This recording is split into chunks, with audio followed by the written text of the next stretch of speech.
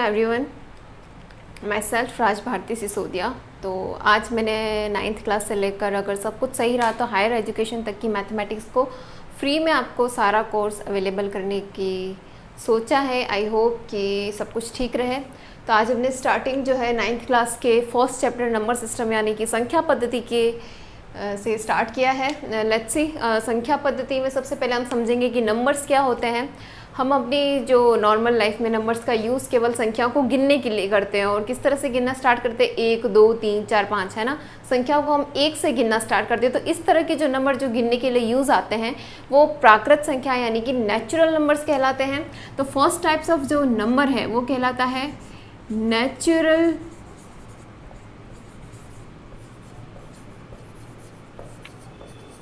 Number. Natural number को हिंदी में प्राकृत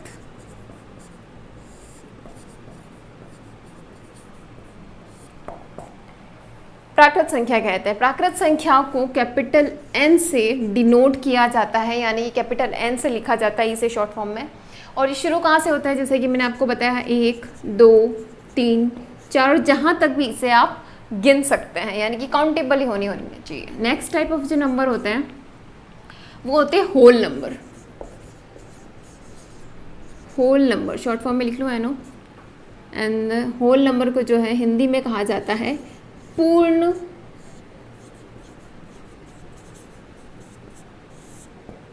संख्याएं।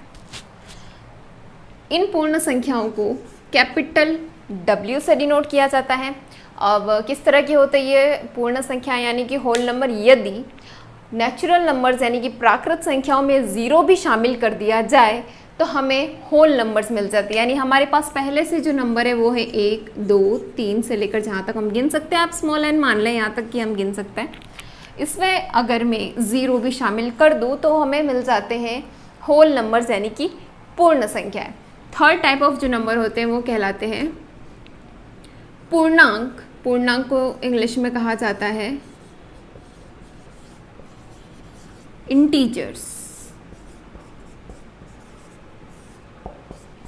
थर्ड टाइप ऑफ नंबर हो गए पूर्णांक। इन्हें कैपिटल Z से डिनोट किया जाता है। तो पूर्णांक में किस तरह के नंबर आते हैं? पूर्णांक में ये सारे नंबर्स तो होंगे 0 1 2 3 से लेकर n तक। यदि हम पूर्ण संख्याओं के अंदर नेगेटिव संख्या यानी कि ऋणात्मक संख्याएं भी शामिल कर दें तो हमें इंटीजर्स यानी कि पूर्णांक मिल जाते हैं। तो ये सारे पॉजिटिव नंबर है इसकी जगह। और इसके बाद हमारे पास क्या आ जाए? -1 -2 -3 से लेकर आप जहाँ तक भी गिन सकते हैं। तो पूर्णांक में किस तरह के नंबर आ गए? पॉजिटिव, नेगेटिव और 0, यानी कि धनात्मक, ऋणात्मक और 0। ये सारे के सारे नंबर क्या कहलाते हैं? इंटीजर्स। फोर्थ टाइप ऑफ जो नंबर होते हैं वो कहलाते हैं अभाज्य संख्याएं। अभाज्य संख्याएं। अभाज्य संख्याओं को कहा जाता है इंग्लिश में प्राइम नंबर। Prime numbers. अभाज्य संख्याएं क्या कहलाती है? डेफिनेशन के हिसाब से अभाज्य संख्या ऐसी संख्याएं होती है जो या तो खुद से विभाजित होती है या फिर केवल 1 से, यानी ऐसी संख्याएं जो या तो स्वयं से विभाजित होती है या फिर 1 से विभाजित होती है, वह संख्याएं अभाज्य संख्याएं कहलाती हैं। शुरुआत इनकी होती है नंबर 2 से।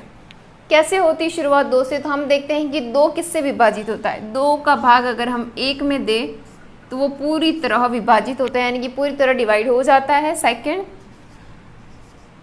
डेफिनेशन क्या थी? वह संख्या जो या तो 1 से विभाजित हो या फिर खुद से विभाजित होगी, तो वो संख्या क्या कहलाती है? अभाज्य। अब ध्यान ये रखना है कि इन दोनों के अलावा वो किसी से भी विभाजित नहीं होनी चाहिए, यानी कि 2 या तो 1 से होता है या फिर उससे खुद से होता है, उसके अलावा किसी से भी डिवाइड नहीं होता है। इसका मतलब 2 एक अभाज्य संख्या है।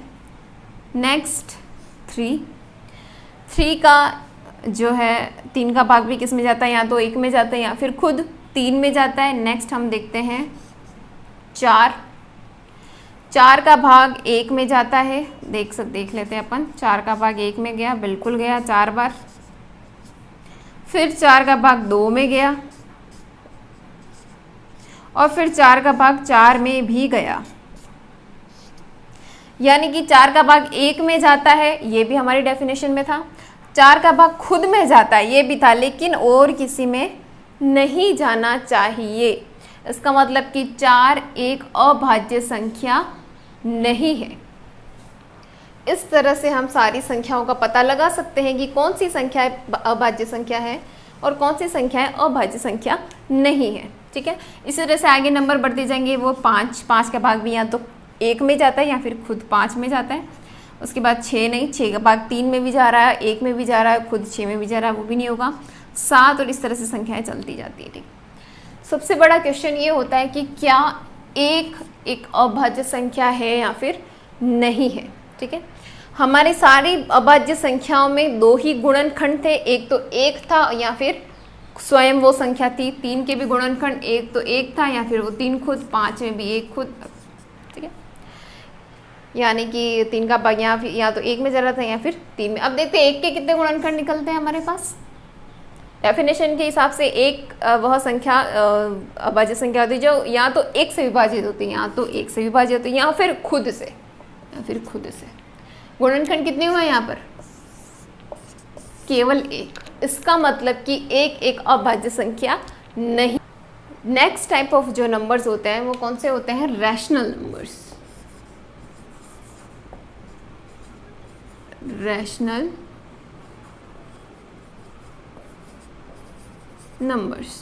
रैशनल नंबर को जो है हिंदी में परिमेय संख्या कहा जाता है।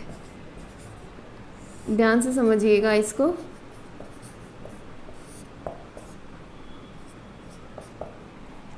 रैशनल नंबर जो होते हैं वो कौन सी होती है? वो परिमेय संख्या होती हैं और इन्हें डिनोट किससे किया जाता है? कैपिटल Q से। अब ये कौन सी संख्या होती है? तो इसकी भी डेफिनेशन होती है, ऐसी संख्याएं जो P बटा यानी कि P बाय Q की फॉर्म में लिखी जाती है।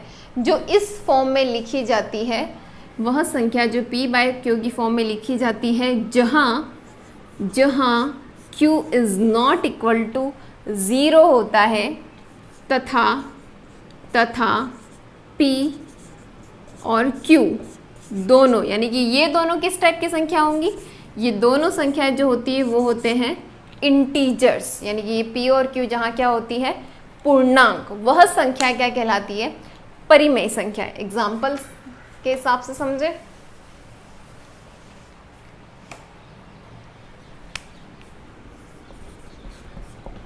एग्जाम्पल के हिसाब से जैसे 2/7 यानी 2/7 एक परिमेय संख्या है। क्यों है?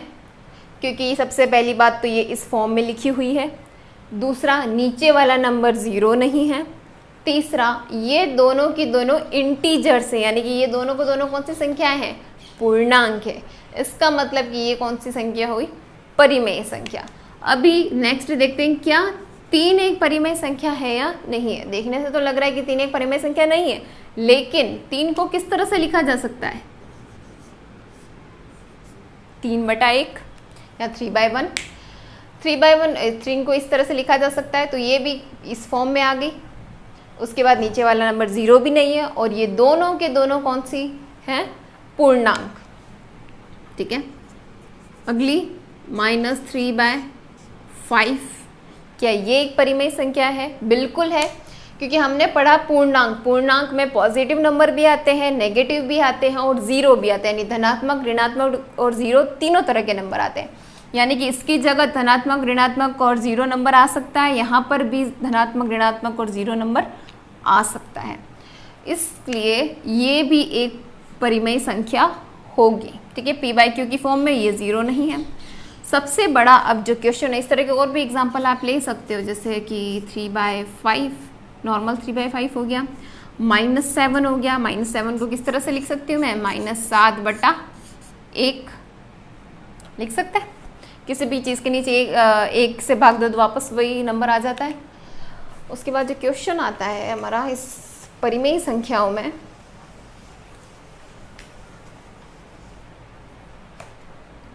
वो ये क्वेश्चन है कि क्या क्या 0 एक परिमेय संख्या है या फिर नहीं है। तो 0 परिमेय संख्या है या नहीं, इसे समझने के लिए आप जो है परिभाषा पे ही ध्यान दें पूरी तरह से। किसी भी संख्या को परिमेय संख्या होने के लिए उसे इस फॉर्म में लिखा जाना ज़रूरी है। वहाँ नीचे वाली संख्या 0 नहीं हो सकती है और वो दोनों के दोनों जो है वो क्या होनी चाहिए, पूर्णांक यानी कि इंटीजर होनी चाहिए। तो जिस तरह से हम 2 को 2/1 लिखकर उसे परिमेय संख्या में परिवर्तित कर सकते हैं या कन्वर्ट कर सकते हैं, तो 0 को भी मैं अगर 0/5 यानी 0/5 लिख लूँ, 0 को भाग में किसी में भी दूँ, आंसर कितना आ रहा है हमारे पास 0। तो इसका मतलब ये तो सारी कंडीशन को अप्लाई करता है। कैसे, p/q की फॉर्म में भी लिखा जा रहा है, नीचे वाली संख्या 0 भी नहीं है और ये दोनों के दोनों क्या है, पूर्णांक भी है, इसलिए 0 एक परिमेय संख्या है। ठीक है। टाइप के क्वेश्चन होते हैं कि इन दो संख्याओं के बीच में 5 परिमेय संख्याएं ज्ञात कीजिए। संख्या रेखा हमने पढ़ रखी है पहले से ही। संख्या रेखा कुछ इस प्रकार होती है जहाँ 1 2 3 पॉजिटिव में भी नंबर होते हैं और नेगेटिव में भी हो सकते हैं। ठीक है। हमसे प्रश्न पूछा जाता है कि 1 और 2 के बीच में परिमेय संख्या ज्ञात कीजिए। तो इसके नॉर्मली 2 मेथड्स होते हैं। पहला ये हमें देखना है कि किन दोनों संख्याओं के बीच में हमको परिमेय संख्या निकालनी है। अगर हमें जैसे दिया गया है कि 1 और 2 के बीच में 4 परिमेय संख्या निकाल के बताइए। ठीक है। हमें किस किस के बीच की संख्या निकालनी है, 1 और 2 के बीच में। तो फर्स्ट मेथड के हिसाब से इन्हीं दोनों संख्याओं, ये जो संख्या है दोनों, इन्हीं दोनों संख्याओं को जोड़कर 2 से अगर हम भाग दे दें तो हमें क्या मिलता है, बिल्कुल इसके बीच वाली संख्या मिलती है ना। जैसे कि करके देखते हैं, 2 + 1/2, इन दोनों संख्या को मैंने जोड़ा और किससे भाग दे दिया, मैंने 2 से। हमारे आंसर कितना आ गया, 3/2। तो पहली परिमेय संख्या कौन सी निकल गई हमारे पास, 3/2। नेक्स्ट, अब और कौन सी संख्या निकाल, अब इन दोनों के बीच की संख्या निकाल सकते हैं अपन। इसके भी निकालने क्या करेंगे, पहली संख्या और दूसरी संख्या को जोड़ेंगे और फिर उसमें 2 का भाग दे देंगे। पहली संख्या है हमारी 1 और दूसरी संख्या है हमारी 3/2 और किससे भाग देना है इसको, 2 से। ठीक है। तो इसे हल करने के लिए हम पहले ऊपर वाली चीज़ को सॉल्व करते हैं।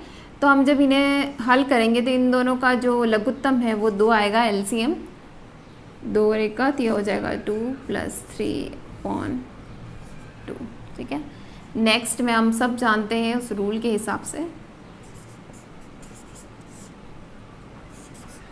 ये आपको अगर रूल नहीं पता है तो आप मुझे कमेंट सेक्शन में पूछ लीजिएगा, मैं आपको इसका भी अलग से वीडियो बना के बता दूंगी कि ये क्या एक्चुअली हो क्या रहा है, एलसीएम लेना एंड ऑल। तो अगली जो संख्या है प्राकृत संख्या, परिमेय संख्या जो है हमारे पास क्या मिल गई, 5/4। एंड इन दोनों के बिल्कुल बीच वाली संख्या कौन सी मिल गई हमारे पास, 5/4। ठीक है। तीसरी हम इन दोनों के बीच निकाल सकते हैं, यानी कि पहली संख्या प्लस दूसरी संख्या बटा 2। तो कैसे निकल जाएगा, एलसीएम लेंगे, 3 + 4/2/2 7/2। इन दोनों के बीच की बिल्कुल संख्या कौन सी निकल गई, 7/2। ठीक है। हमें 4 संख्याएं निकालनी थी, हमने कितनी निकाली, 3। अब चौथी संख्या आप किसी के भी बीच में निकाल सकते हैं, इन दोनों के बीच में भी संख्या निकाल सकते हैं। क्या करना है, इन दोनों को जोड़ना और 2 से भाग देना, या फिर इन दोनों के बीच की हम ऑलरेडी, या फिर इन दोनों के बीच की। तो हम निकालते हैं, जैसे कि इन दोनों का एलसीएम सेम है, ईजी वाला, तो ईजी वाला निकाल लेते हैं। इन दोनों को जोड़ के किसमें भाग दे देंगे अपन, 2 में। 3/2 + 7/2 का भाग किसमें दिया, 2 में। ये हो जाएगा 10/2, 10/4। और इसको अपन हल कर सकते हैं, दोनों का भाग किस में जा रहा है, 2 में। ये वाली जो संख्या है कौन सी आ गई हमारे पास, 5/2। इस तरह से हमने 1 और 2 के बीच में कितनी संख्या निकाल ली, 1 2 3 और 4। 1 और 2 के बीच में परिमेय संख्या निकालने का जो दूसरा मेथड है वो कुछ इस प्रकार है कि आप कोई भी एक नंबर सेलेक्ट कर लीजिए जिन्हें आप 1 या फिर 2 की फॉर्म में चेंज कर सके, कन्वर्ट कर सके, ठीक है। तो 1 को मैं किस तरह से लिख सकती हूँ, कोई भी एक नंबर चूज़ किया है, वो मैंने चूज़ किया है यहाँ पर 5। 5 को मैं 1 में 5 में 5 का अगर मैं भाग दूँ तो मेरे पास आंसर कितना आएगा, 1। यानी कि 1 को मैं कैसे लिख सकती हूँ, 5/5। इसी तरह से हर में अगर 5 ही रहे, यानी कि डिनोमिनेटर में हमेशा अगर 5 ही रहे तो मैं किस में डिवाइड करूँ कि मेरे पास आंसर कितना है, 2। ऑब्वियस सी बात है, अगर मैं इसमें 10 में भाग दूंगी तो मेरे पास आंसर कितना आएगा, 2। ठीक है। उसी तरह से आपको सारे जो संख्याएं हैं वो डिनोमिनेटर में तो यानी कि हर में तो 5 ही लिखना है, लेकिन अंश में जो है आप आगे की संख्याएं लिख सकते हैं। जैसे 5 के बाद आ गया 6, फिर उसके बाद आ जाता है 7, 8, 9, इस तरह से। तो आसानी से आपकी सारी संख्याएं निकल गई। यानी कि 1 और 2 के बीच में 4 हमने परिमेय संख्या निकाली, वो है 1, 2, 3, 4, 6/5, 7/5, 8/5 और 9/5। ज़रूरी नहीं है कि आप 5 ही लें, आप 6 ले सकते हैं, 7 ले सकते हैं। जैसे कि मैं कोई और संख्या लेती हूँ, जैसे हमारे पास आ गया है यहाँ पर 6 की फॉर्म में अगर हम निकालें 1 और 2 के बीच की परिमेय संख्या है तो 6 का भाग में कैसे आएगा, 1। 6 का भाग में 6 में दूंगी तो 1 आएगा, और अगर मैं 6 का भाग 12 में देती हूँ तो मेरे पास कितना आएगा, 2। यानी कि लास्ट वाली संख्या तो ये हो गई हमारी और फर्स्ट वाली संख्या ये हो गई, इसके बीच की हमें निकालनी है। तो मेथड के हिसाब से डिनोमिनेटर यानी कि हर में तो हमें 6 ही रहने देना है,